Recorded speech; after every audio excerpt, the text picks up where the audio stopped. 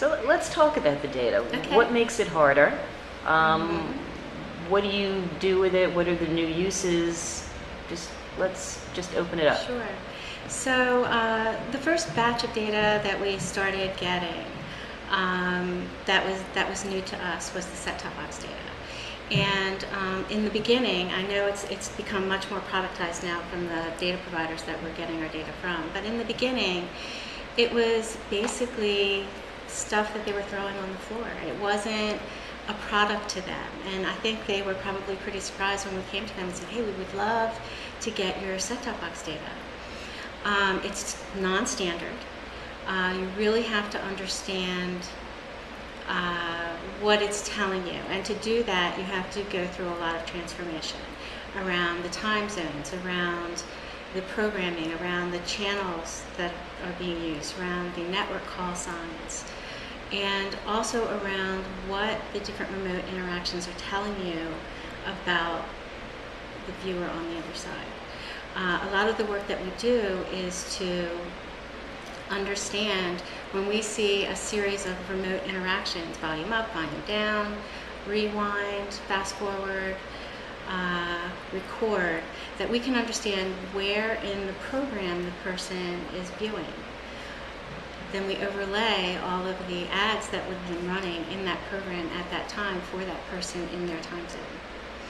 And we universalize all of that data because obviously, well, not obviously, but all the data is coming in from different data providers in different forms. There is no standardization. So we take all of that data, we apply all of the transformations to it that makes it understandable to us as it relates to the viewer, and then put it in a universal form.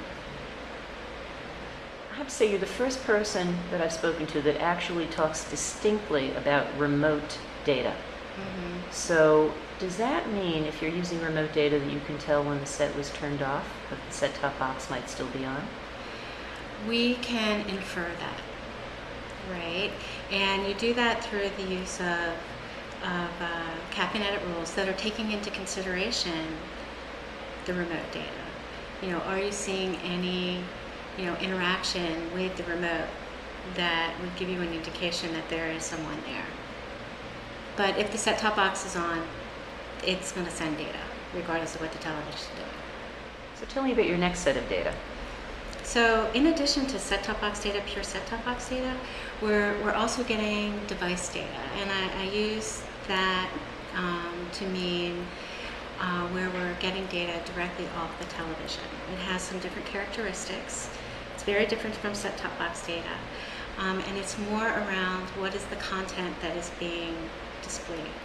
So we're taking that data as well to understand what the viewer is watching.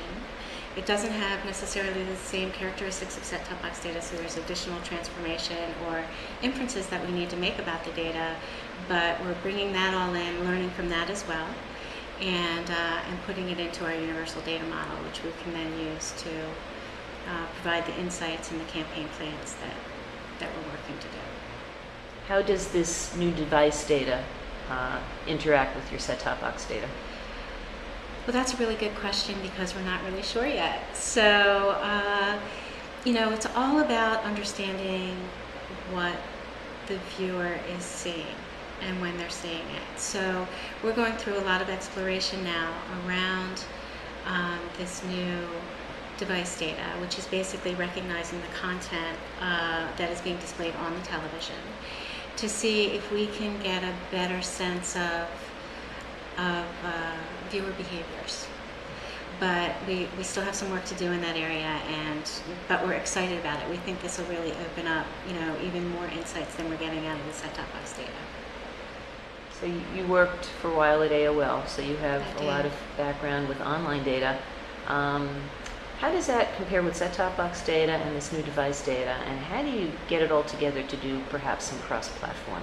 Right. So my stint at AOL was due to the Dakota acquisition.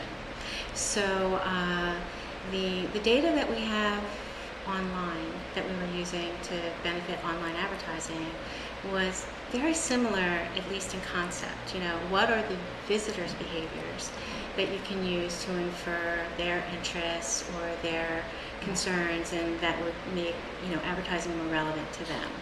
And we're applying those same techniques to the television data. The primary differences are the television data is not as specific to the viewer as the online data is specific to the visitor, right? So with online data, you have mechanisms like a cookie that will enable you to track or keep important information about that specific, at least, client, that specific PC or laptop.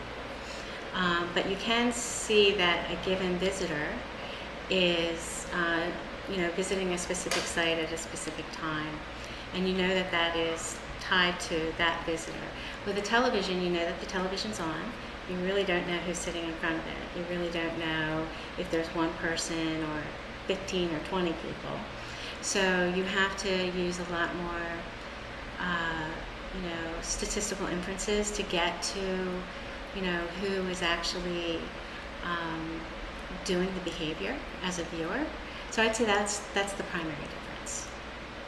You mentioned cookies. I know a lot of people clean out their browsers Mm-hmm. often, but there's also, I guess, the IP address, Mm-hmm. and that might be something else that's capturable even with your new device data. Mm-hmm. Do you do that? And if so, how do you take into account privacy? Right.